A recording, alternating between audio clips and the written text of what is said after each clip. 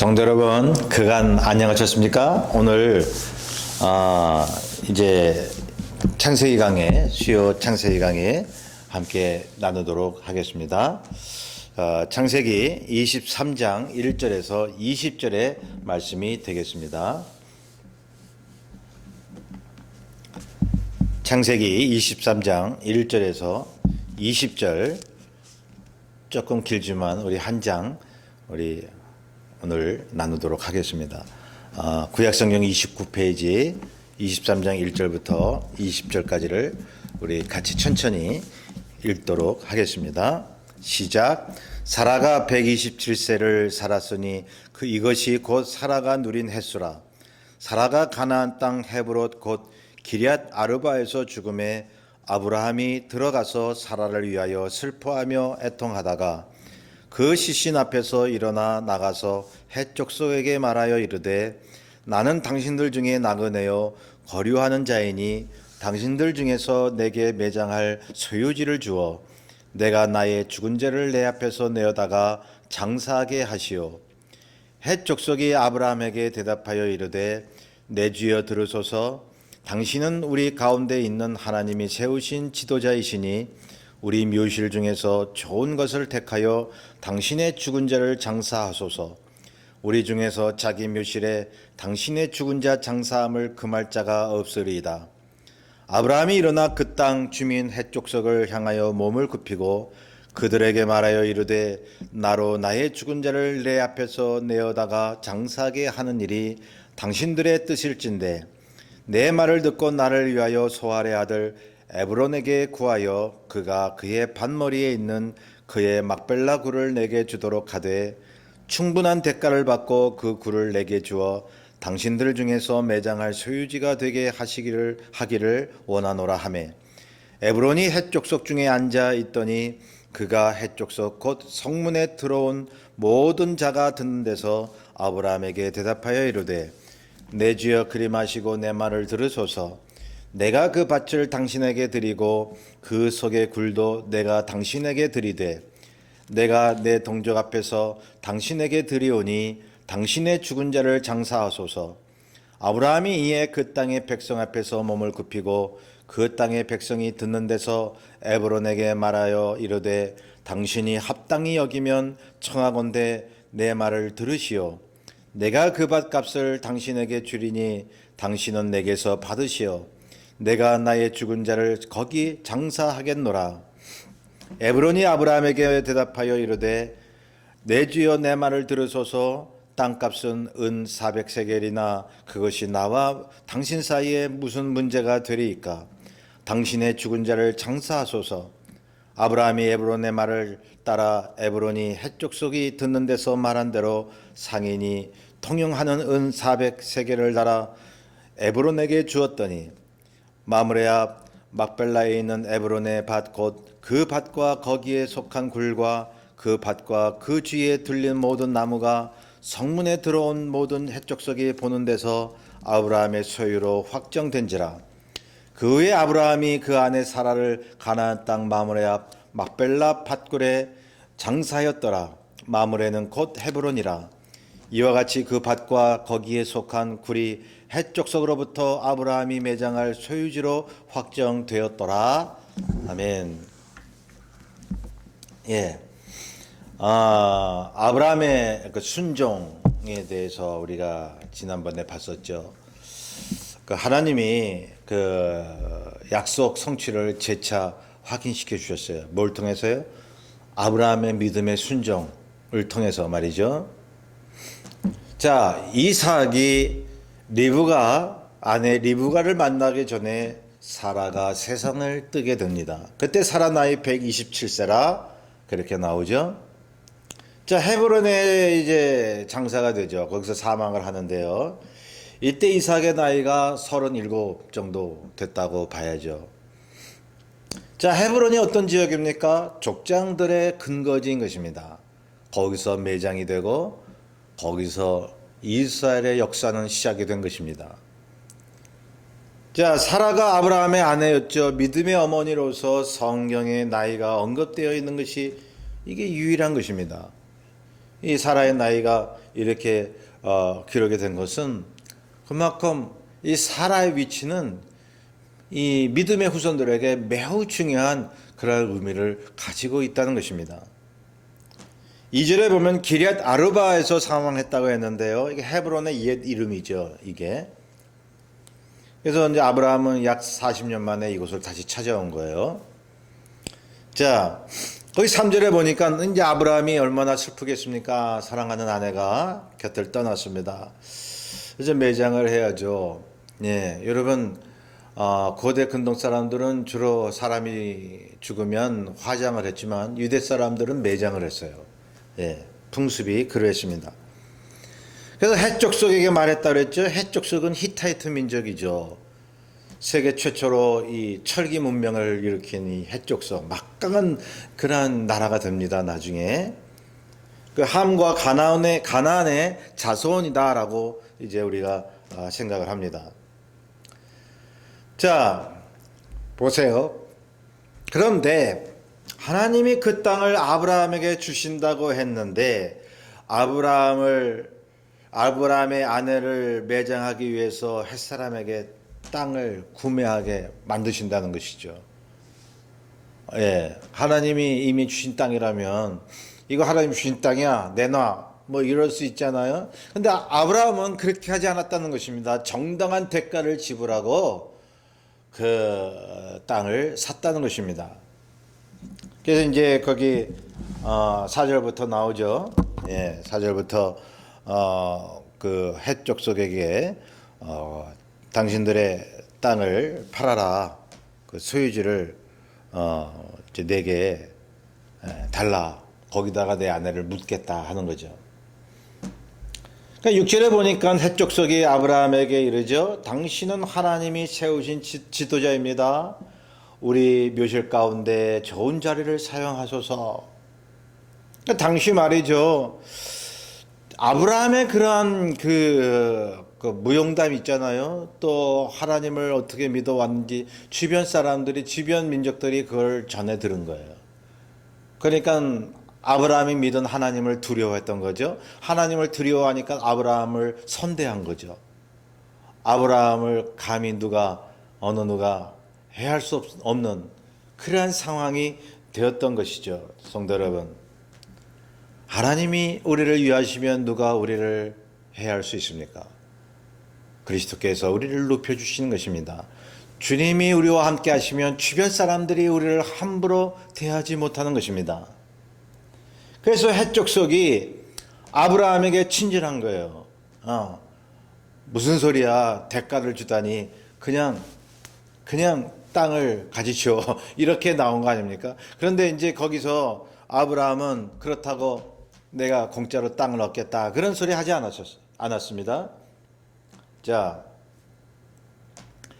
그래서 여기 보면 아브라함이 무슨 얘기를 하냐면 소알의 아들 에브론, 이 에브론은요 그 성읍의 지도자로 우리가 추정하고 있습니다. 제일 막강한 그런 권력자, 유력자라고 이제 우리가 생각을 할 수 있죠. 그래서 이제 이 헷족속의 땅을 이제 이렇게 이제 그 처리하기 위해서는요 에브론이라고 하는 사람에게 허락을 받아야만 했습니다. 그런데 아브라함이 헷족속 어느 사람에게 요청을 하잖아요. 너희 그 지도자 에브론이 있지 않느냐, 그 에브론에게 좀 얘기 좀 해달라 이거죠. 내가 땅을 살 수 있도록 그렇게 얘기를 해달라. 여러분, 당시에는요 이런 중매자가 없으면요 이런 상거래가 금지되어 있었습니다. 그 당시 풍습으로는. 그래서 에그론의 그런 그 소유지 땅을 얻기 위해서 어떤 중간 역할을 하는 사람이 있어야 된다는 거예요. 헷족속 중에 한 사람에게 그 부탁을 하는 거예요. 얘기 좀 해달라고. 자, 그래서 8절에서 9절에 보면 그렇게 소알의 아들 에브론에게 이제 구하니까 에브론의 반머리에 있는 막벨라 굴이라고 얘기하고 있습니다. 거기에 그 막벨라 굴에 자기 아내 사라를 장사하고 싶다, 매장하고 싶다라고 얘기를 하는 거죠. 이 막벨라 굴은요, 큰 굴이었습니다. 굴이 이중으로 되어 있었습니다. 굴 들어가는 문이. 예. 자, 그래서 아브라함이 많은 은을 주고 이 굴을 사려고 하는데요. 물물 교환이죠. 에브론이 10절 보면요. 에브론이 성읍에 앉아 아브라함에게 대답을 하죠. 예. 그 당시 마을의 유지들이여 성문에 모여 앉아가지고 이런 대소사를 이렇게 의논하고 결정을 했다는 것이죠. 그래서 이제 그런 모습이 나오는 것이죠. 에그론이 그 주변 사람들하고 이렇게 얘기를 해서 뭔 얘기를 했다고 했습니까? 11절에 보면 막벨라 굴만 아니라 그에 속한 밭을 주겠소. 굴만 아니라 거기에 속해 있는 모든 땅을 주겠다는 거예요. 근데 여기 에브론이 돈을 내놓으셔. 이게 땅값이 얼마 정도 됩니다라고는 얘기를 했어요. 그죠? 거기 몇 절입니까? 15절에 400세겔. 어마어마한, 지금 이 액수의 가치가 어느 정도 되는지는 학자들도 잘 몰라요. 그런데 어마어마한 그러한 액수라고 하는 것은 우리가 짐작할 수 있습니다. 그래서 보세요.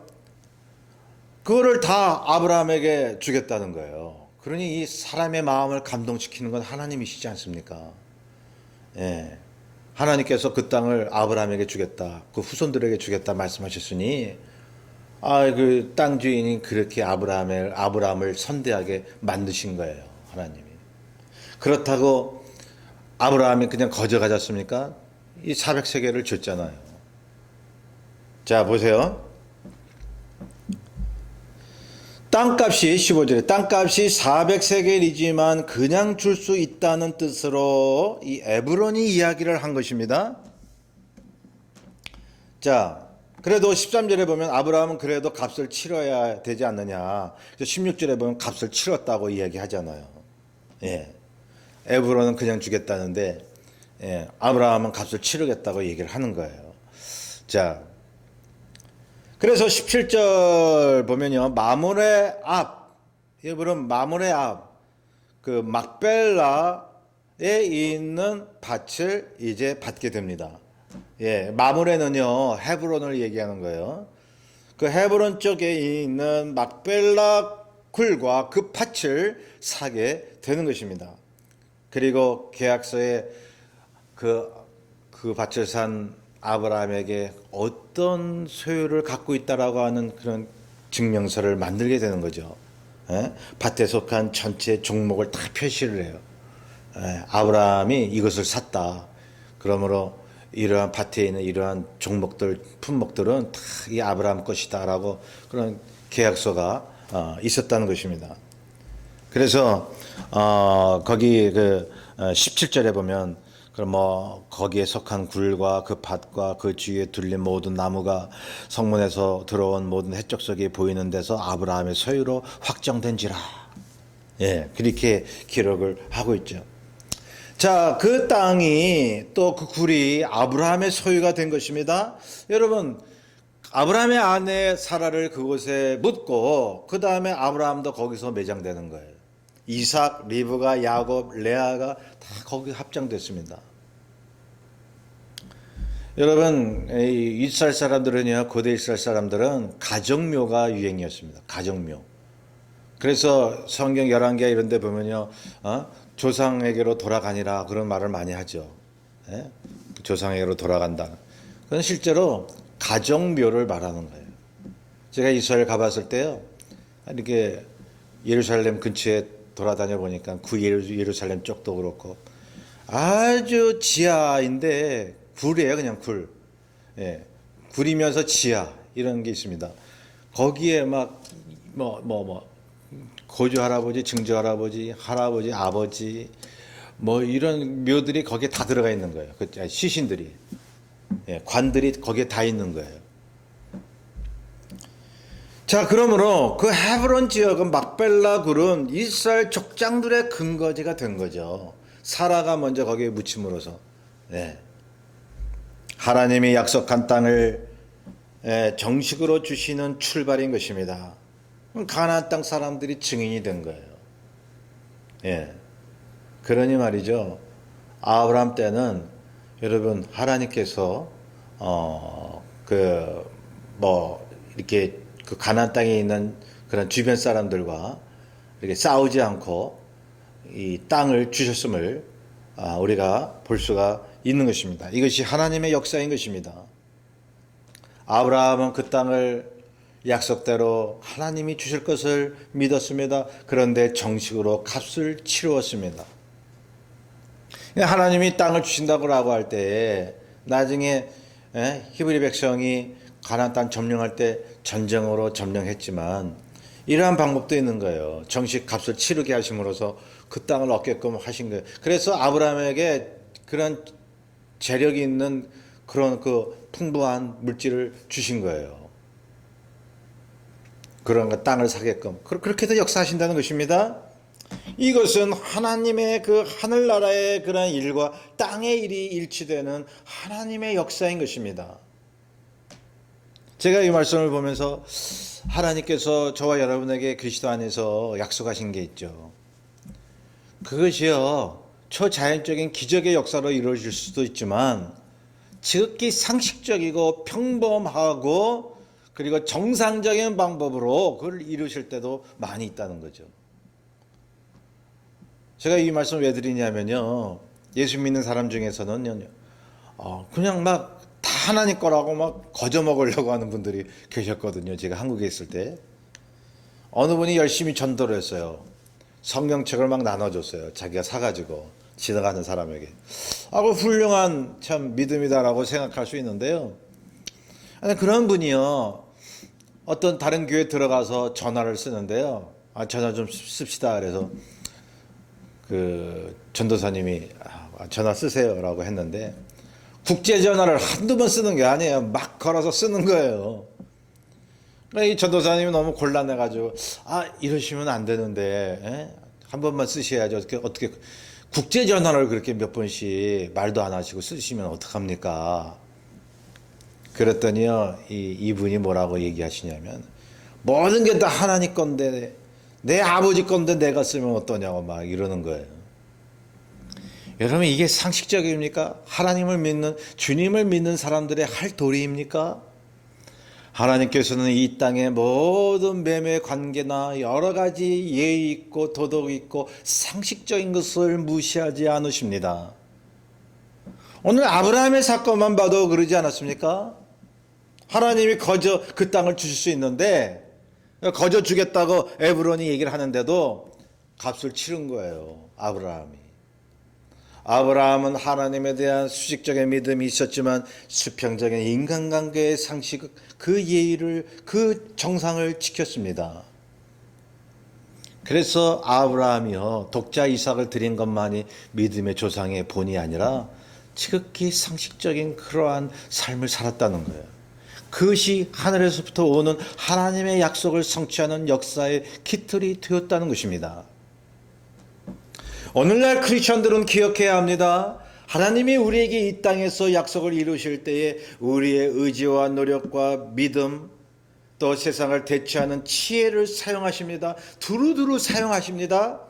신앙인은 이 세상 삶에서 정당한 거래를 해야 합니다. 남을 속여서도 안 되고,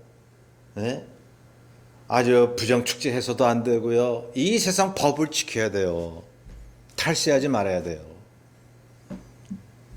그게 하나님 나라를 세우는 거예요. 로마서에 보세요. 세금을 걷어들이는 그러한 공무원도 하나님의 일이라고 말씀하고 있어요.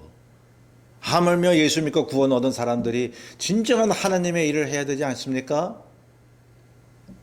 그래야 하나님이 저와 여러분을 통해서 하나님의 일, 즉 아브라함에게 주셨던 그 땅과 후손에 대한 약속, 여러분, 우리를 통하여 이 땅에서 이루어 나가시는 것입니다. 하나님의 나라를 확장시키는 것입니다. 이제 영생을 주시기로 작정된 자들이 죽기로 돌아오는 역사가 일어나는 것입니다. 이후 남은 한 주간도 그 믿음을 가지시고 늘 이기시는 저와 여러분 되시길 바랍니다. 기도하겠습니다. 사랑해 주님 감사합니다. 오늘 아브라함이 이제 세상을 뜬 사라를 매장하기 위해서 막벨라굴을 이렇게 정당한 값을 주고 산 것을 우리가 보았습니다. 주님, 아브라함이 이 땅에서 모든 사람과 정상적이고 상식적인 그러한 행위를 함으로 인해서 하나님의 뜻을 이루어 나가는 모습을 보았사오니 주님, 우리가 주의 뜻을 알게 하여 주옵소서. 감사하며 예수님의 이름으로 기도하옵나이다. 아멘. 이번 남은 주간도 늘 믿음으로 승리하시는 저와 여러분 되시길 바랍니다. 감사합니다. 거룩하신 하나님 주께 감사드리세. 날 위해 이 땅에 오신 독생